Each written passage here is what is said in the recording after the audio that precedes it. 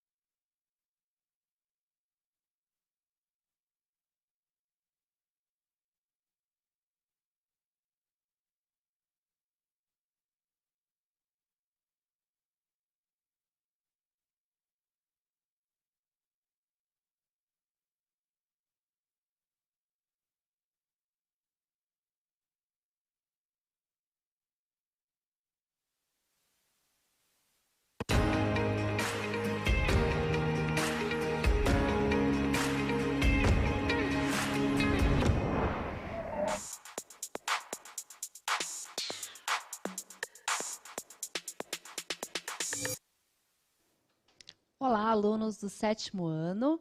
Esta é uma aula de História. Eu sou a professora Janaína Jardim. Hoje nós vamos falar sobre o Renascimento e o expansionismo marítimo. Estamos aqui com a professora Paula Vaz e hoje nós utilizaremos esse tema. Eu peço que vocês interagem no chat, deixem dúvidas, perguntas e sugestões, tá bem? Tenham uma ótima aula. Bom dia, professora Paula. Bom dia, Janaína. Então vamos começar, né, pessoal? Vou colocar aqui na primeira tela para vocês. Podem colocar para eles verem o tema da aula, o Renascimento e o expansionismo marítimo. O objetivo dessa aula, gente, é tratar sobre essa questão da expansão marítima entre o século XV e o século XVI. Esse foi o primeiro grande movimento associado à globalização.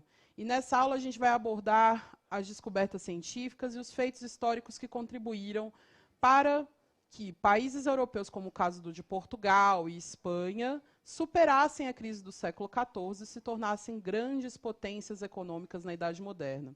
A habilidade do currículo paulista associada a essa aula é a seguinte: identificar as principais características dos humanismos e dos renascimentos, analisar os seus significados e os relacionar ao processo de expansão marítima.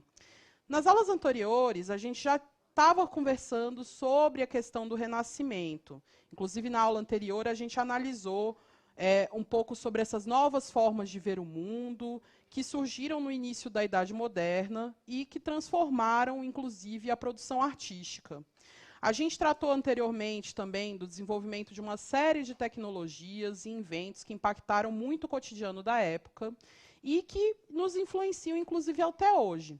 E nessa aula, a gente vai tratar de algumas questões mais específicas relacionadas à modernidade, principalmente relacionadas à expansão marítima que ocorreu no século XV, XVI e XVII.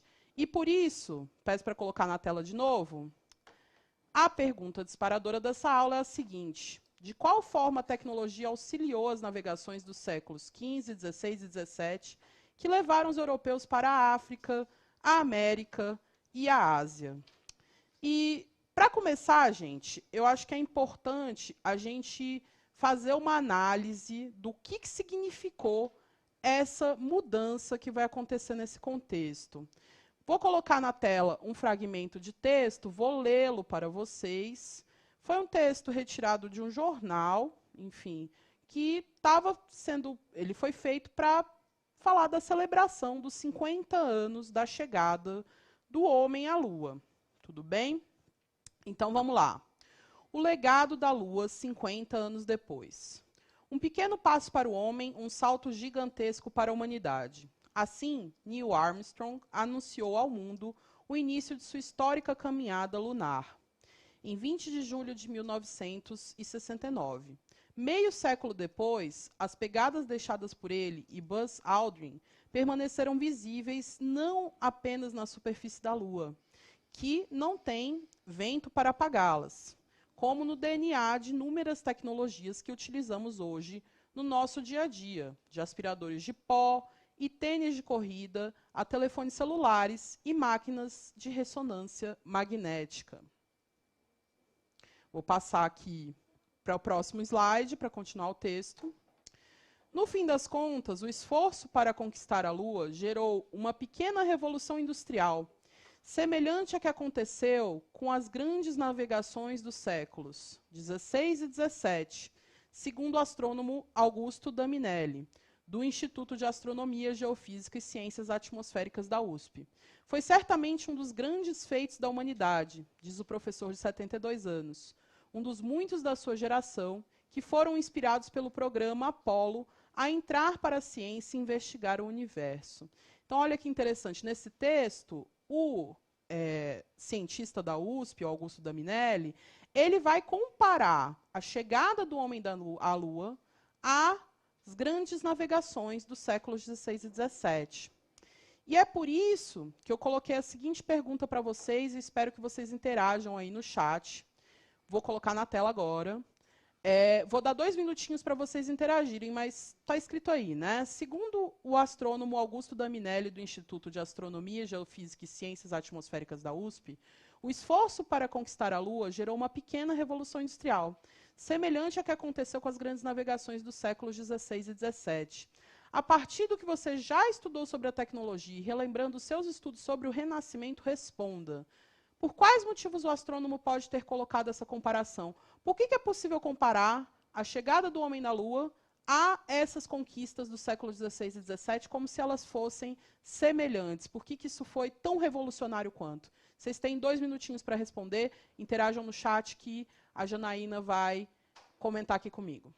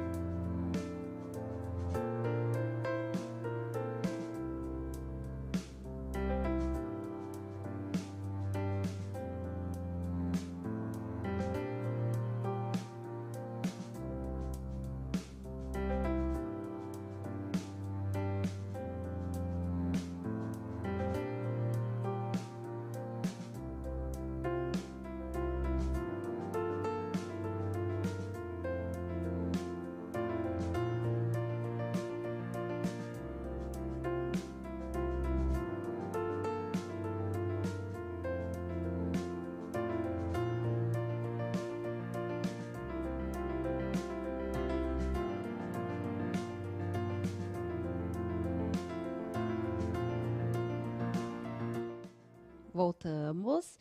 Temos algumas interações, professora Paula. Legal. A Natália e o Flávio acham que é porque foram uma grande viagem. A Laura, ela acha que as duas foram um passo importante para a humanidade. Olha que resposta legal. Marcos acha que porque o oceano e o espaço é muito difícil de explorar. Essas foram as nossas interações. Muito boas as interações, pessoal.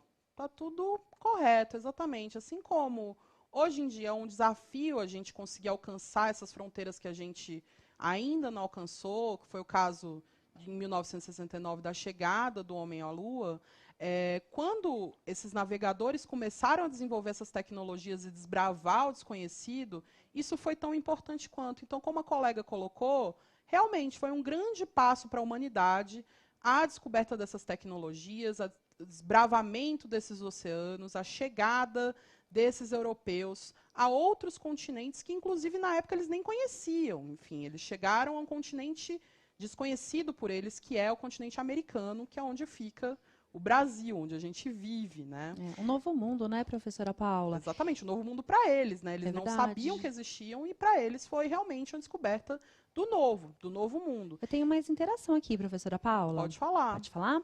A Anne, ela disse que as duas abriram as portas para a humanidade. Exatamente, abriram as portas, modificaram completamente enfim, as noções da humanidade. Isso está corretíssimo.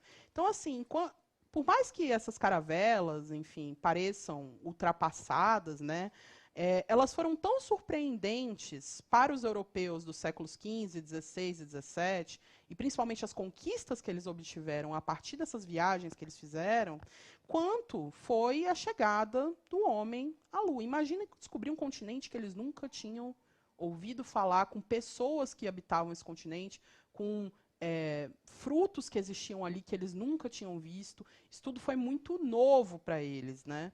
E esses avanços esses avanços tecnológicos possibilitaram que os europeus chegassem a lugares distantes na África, a lugares distantes na Ásia e, inclusive, chegassem a um continente novo. E a chegada dos europeus nesse continente modificou completamente o seu entendimento do mundo e as relações que eles passaram a estabelecer com outros povos, inclusive, também. Tudo bem? Perfeito. Tem mais alguma interação? Sim. Bom, o Gabriel, ele acha que foi algo muito importante para o mundo.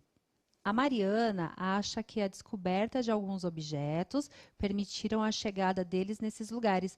A Mariana deve estar falando sobre as tecnologias, os inventos desse momento histórico? Exatamente. E ela está certíssima. Assim como as caravelas eram tecnologias surpreendentes para o momento, para que eles conseguissem fazer essas viagens de longuíssimas distâncias, desbravar oceanos que nunca tinham sido desbravados antes, eles utilizaram uma série de tecnologias que também foram desenvolvidas no Renascimento. Vamos dar sequência para a gente falar um pouco mais sobre isso, mas vocês estão certíssimos, estão arrasando aí nas interações, pessoal. Vou colocar na tela aí um tema para vocês, né, que é o tema principal dessa aula, né? O Renascimento científico, tecnológico, comercial e a relação dele com o expansionismo marítimo. O expansionismo marítimo só pôde acontecer por conta dessas descobertas, desses inventos, dessas tecnologias que surgiram durante o Renascimento. Então, a gente sabe que o Renascimento aconteceu no início da Idade Moderna. Ele não foi apenas artístico, mas ele também foi científico, tecnológico e comercial. E o expansionismo marítimo é uma parte super importante desse processo, pessoal. O aumento do comércio e da produção artesanal estão ligados ao estímulo e ao desenvolvimento dessas novas tecnologias. A partir do momento que o comércio se intensifica, começam a ser produzidas tecnologias novas para aquele momento. As inovações tecnológicas, elas partiam da exploração da natureza, da observação e de experiências cada vez mais criteriosas que essas populações estão estabelecendo também. Esses europeus estão estabelecendo também, né? Essas populações da Europa. Os cientistas dessa época eram contratados tanto pela burguesia quanto pelos reis do período. E esses últimos buscavam a melhoria dos seus equipamentos militares com o objetivo de transformar os seus respectivos reinados em potências políticas. Então, os reis eles tinham interesses em investir na produção dessas tecnologias novas, na produção desses cientistas. Novas máquinas foram introduzidas nas oficinas de manufatura, e além dos investimentos na indústria náutica, né, na indústria marítima. E é por isso que essas navegações, essas empreitadas marítimas vão acontecer. E eles vão começar a navegar por mares nunca antes navegados, com o interesse principal de realizar comércio, de chegar nesses lugares, retirar matéria-prima para poder comercializar essa matéria-prima ou utilizar essa matéria-prima para investir também em produtos que seriam comercializados. Outra novidade nessa época, gente, foi a utilização de algarismos arábicos na cultura europeia. Então, tem uma influência de outras culturas que vai incentivar essa produção de novas tecnologias. A introdução da ferramenta de cálculo, que vai facilitar a contabilidade, mas também vai favorecer o enriquecimento da burguesia e também possibilita o desenvolvimento de um pensamento mais abstrato por parte dos cientistas. E entre esses cientistas, gente, se destacaram vários homens de pensamento inventivo.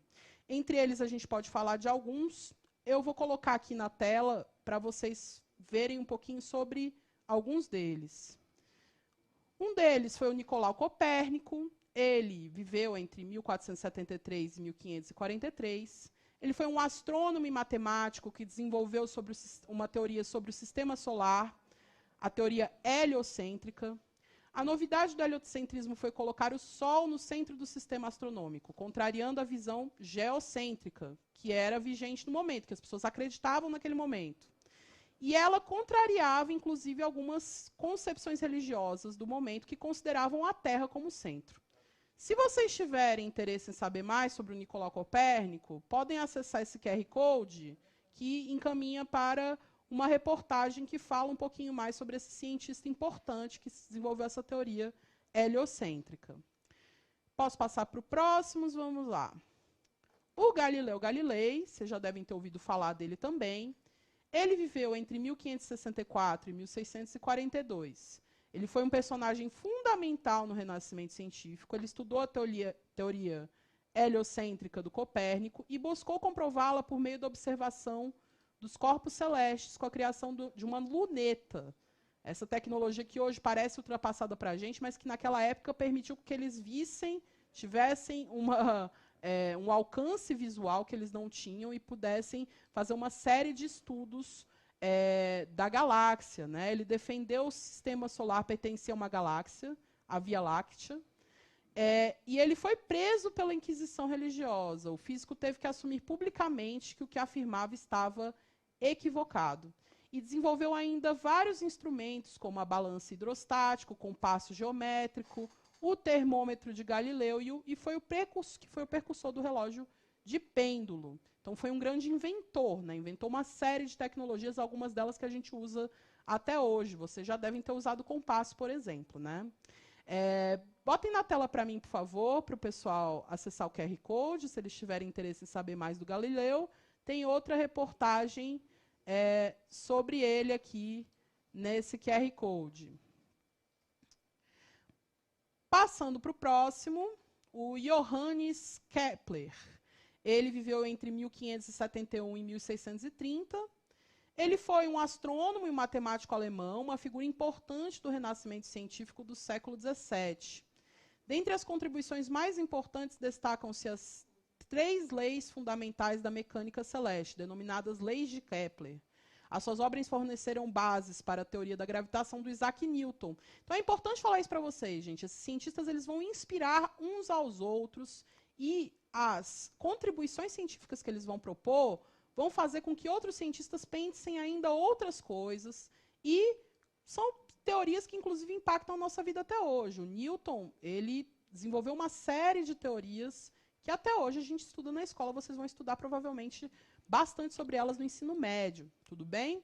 Então, vocês podem acessar o QR Code para saber um pouco mais sobre o Kepler. Aí também tem uma reportagenzinha sobre ele. E, por último, a gente já tinha falado sobre esse cientista importante em outra aula, o Andreas Vesalius, que viveu de 1514 a 1564.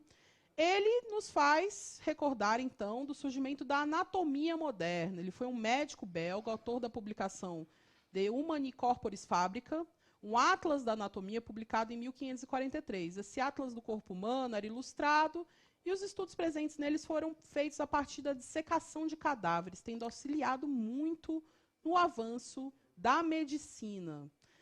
Vocês podem acessar esse QR Code também para saber mais sobre o Andreas Vesalius.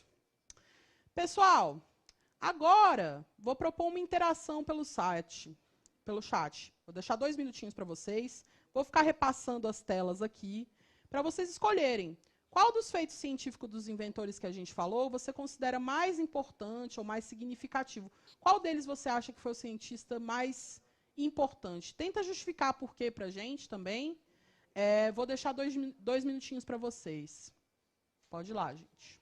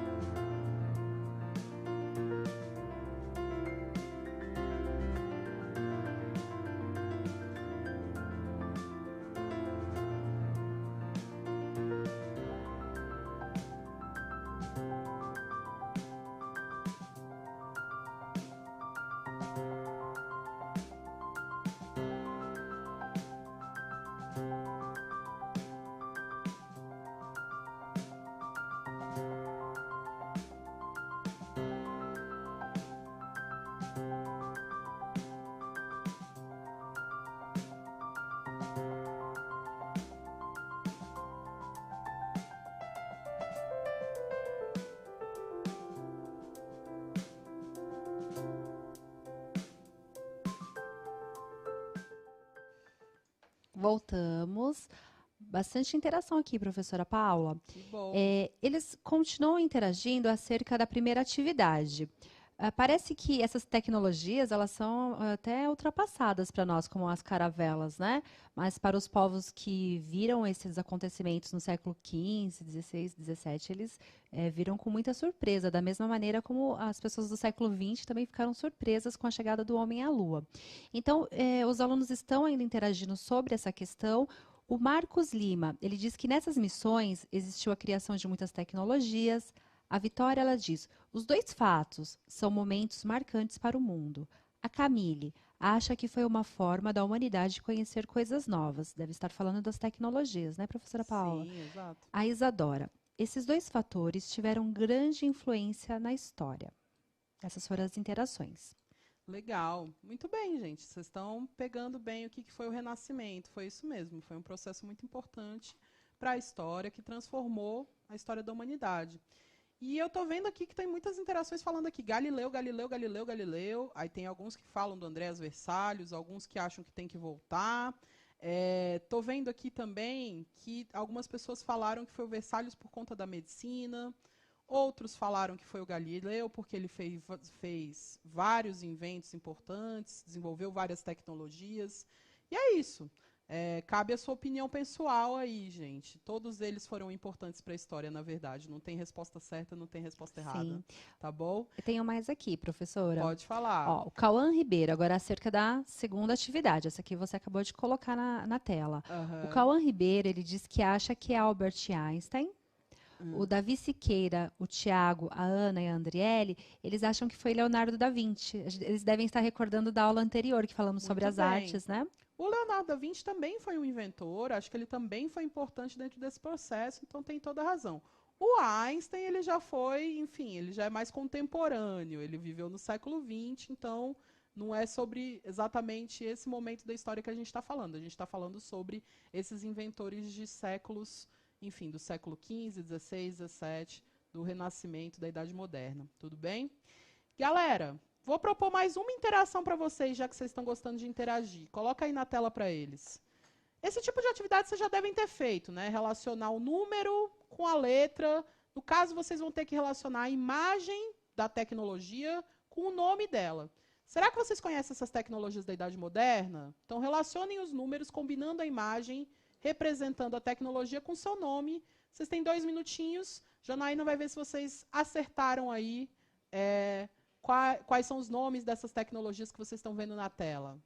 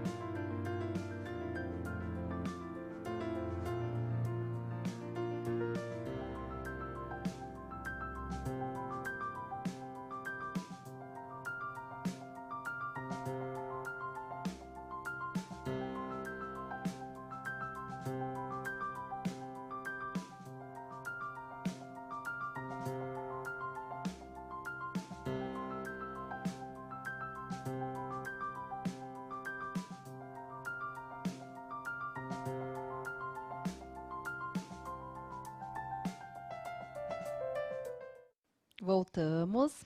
Muitas interações pelo chat. Alguns alunos estão dizendo que a foto número 1 é a letra B. Vamos ver se está correto. Está correto. É bússola. É uma bússola. Vocês já devem conhecer essa tecnologia. Ela é utilizada, inclusive, até hoje, né? Para a gente se orientar, saber onde está o norte do globo. Que Tem mais uma aqui, ó. Estão dizendo que a foto número 4 está relacionado com as caravelas letra D.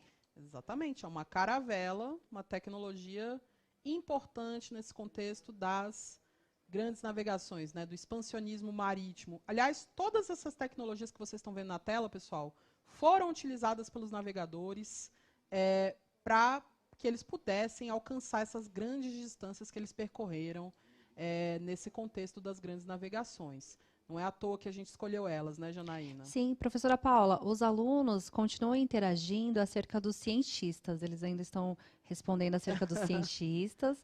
Muito legal, né? Eles estão prestando atenção na aula. Sim. Eles não responderam ainda, não tenho respostas aqui, acerca da carta náutica e do astrolábio. É que tá difícil acompanhar o chat, né? Eu tô olhando aqui também. Estão interagindo tem bastante. Um monte de respostas, algumas certas, outras erradas. Mas colocaram aqui que a carta náutica é a 3. Exatamente. Carta náutica é um mapa, né? Cartografia. Os mapas que eles tinham para navegar esses oceanos. Então, o que eles conheciam, eles utilizavam mapas para percorrer essas distâncias. Aquilo que eles não conheciam, eles iam desbravando e iam também registrando para que outros navegadores futuramente pudessem ter essas cartas náuticas e continuar navegando. Aí sobra, né, professora, a alternativa que sobrou, né? Vamos dar a resposta? Exatamente, é o Alternativa 2 é o astrolábio. É um instrumento que mede a distância dos astros em relação ao horizonte do mar. Perfeito, Janaína, exatamente. Então, foi um instrumento bastante utilizado nesse contexto das grandes navegações, principalmente nessas regiões que eles não conseguiam ainda não tinham navegado, né? Ainda não conheciam. Então, estou vendo que muita gente interagiu, enfim, tem gente que não sabe nem que aula é essa, é história, tá, gente? 7º ano, aula de 7º ano, aula de história. história, Renascimento, e falamos sobre as grandes navegações hoje, nesse contexto. Então, vamos continuar aqui a aula. A maior parte das pessoas acertou, muita gente interagiu. Obrigada pela interação, gente. Vou colocar aí na tela, rapidamente, a gente vai falar um pouquinho sobre alguns fatos importantes desse contexto, das grandes navegações. Então, vocês vão ver uma linha do tempo aí, e nessa linha do tempo a gente pontuou algumas das grandes conquistas, os eventos marcantes desse processo. Então, a gente já estava falando, né, que a utilização das tecnologias como a bússola, que era de origem chinesa, e o astrolábio, que foi uma invenção grega, aperfeiçoaram e, enfim, foram aperfeiçoados e introduzidos na Europa pelos árabes e permitiram o aprimoramento das técnicas de navegação.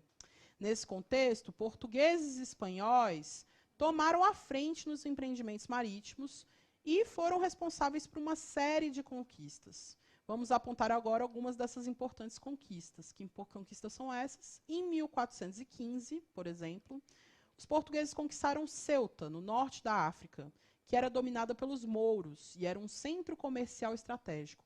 Lembrando que os empreendimentos marítimos estavam sendo realizados de início justamente com interesses comerciais. Eles queriam alcançar esses portos, essas longas distâncias, para conseguir comercializar com esses povos e também trazer produtos vindos dessas regiões. Em 1419, os portugueses chegaram à Ilha da Madeira, pessoal, que fica no Oceano Atlântico. Ela é até próxima a Portugal, mas eles nunca tinham conseguido percorrer até essa região para conquistá-la, tudo bem? Então, eles dominaram a Ilha da Madeira, chegaram à Ilha da Madeira, e em 1439, eles chegaram às Ilhas dos Açores, também no Oceano Atlântico. Uma coisa que é importante falar para vocês é que o Oceano Atlântico é um oceano bastante turbulento, então era muito difícil navegar por esse oceano. É por isso que eles demoraram tanto tempo para chegar no continente americano, porque era muito difícil navegar. É por isso que essas caravelas tiveram que ser desenvolvidas e se tornar cada vez mais resistentes a essas viagens, para que eles pudessem fazer essas longas viagens e percorrer oceanos que eram um pouco turbulentos. Tudo bem? Vamos lá. Em 1453, houve a queda de Constantinopla, tomada pelos turco-otomanos, que dificultou também o comércio de especiarias pela via terrestre. Então, já havia comércio entre os povos asiáticos e os povos europeus, principalmente dos povos do Oriente Médio. Isso acontecia, enfim, durante muito tempo, ao longo da história desde a Antiguidade. Mas o que vai acontecer? Nesse momento, a partir da tomada de Constantinopla pelos turcos, vão dificultar um pouco esse processo, vai se tornar um pouco caro fazer esse tipo de comércio pela via terrestre. E é por isso que eles vão começar a investir nas navegações, para eles terem que fazer outro caminho diferente e não ter que passar pela terra. Então, esse momento foi um momento importante. Tudo bem? Vou passar aqui o slide. Coloca na tela para eles verem. Outro momento importante nesse contexto, gente, foi em 1487.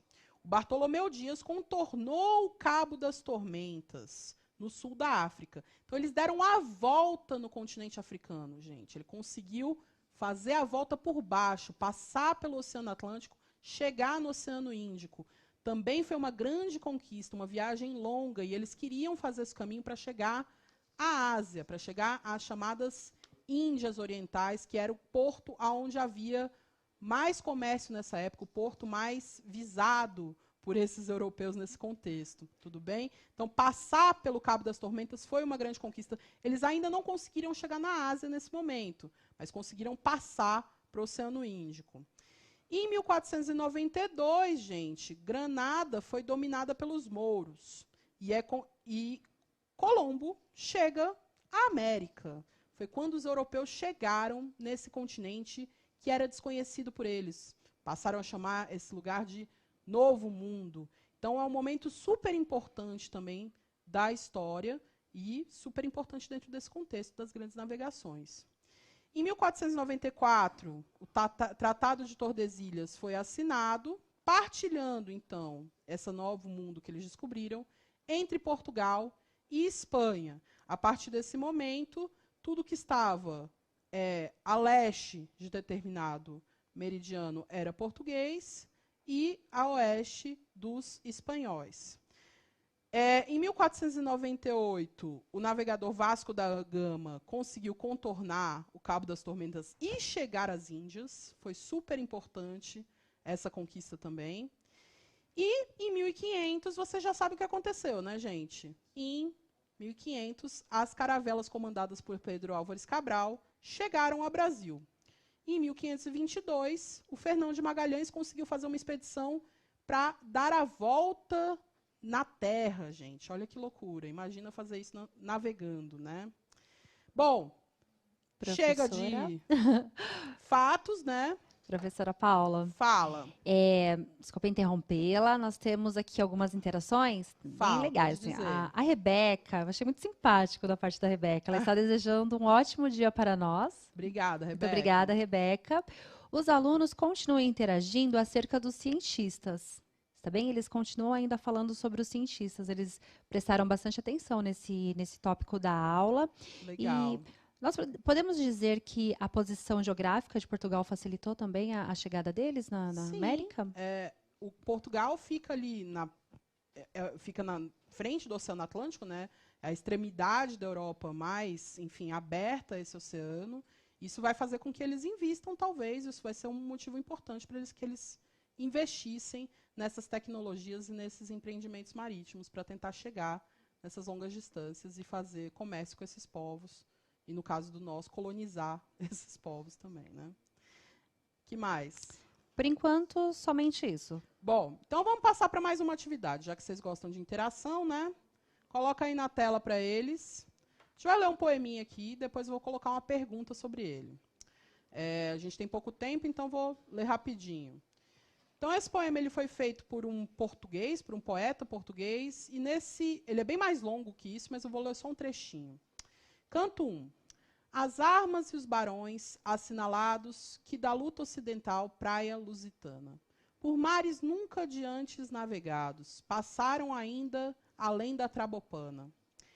Em perigos e guerras esforçados, mais do que prometia a força humana.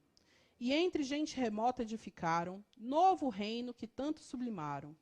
E também as memórias gloriosas daqueles reis que foram dilatando a fé, o império e as terras viciosas de África e de Ásia andaram devastando. E aqueles que por obras valerosas se vão da lei da morte liberando, cantando espalharei por toda parte, se a tanto me ajudar o engenho e a arte. Difícil, né, gente? Mas a gente vai usar a nossa atitude historiadora para tentar entender melhor esse poema. Vocês têm 2 minutinhos para tentar interagir pelo chat. Qual das conquistas marítimas apontadas na linha do tempo? Não, vamos passar para a próxima aqui. Essa já... Vamos falar aqui. Luís de Camões, então, foi um poeta português nascido no século XVI.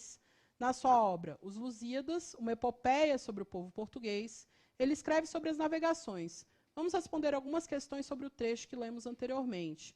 Identifique no trecho apresentado versos que fazem menções às viagens marítimas. Quando o poeta diz, por mares nunca dantes navegados, a quais mares e lugares aos quais os portugueses chegaram, ele pode estar se referindo. Vocês têm 1 minutinho para responder, tá, gente? Para a gente finalizar a nossa aula. Eu vou deixar um pouco na pergunta, um pouco no poema, para vocês visualizarem.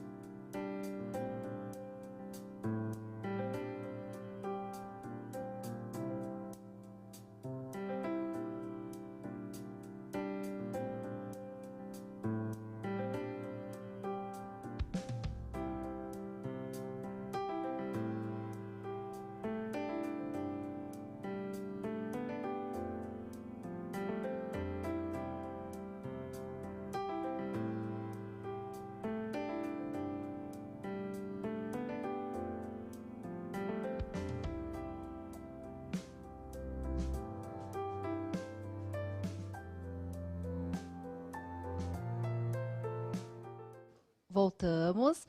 Então, para constar, professora Paula, a maioria dos alunos, a grande maioria respondeu o último exercício, eles estão participando muito bem, interagindo. Obrigada, pessoal. Nós agradecemos a participação.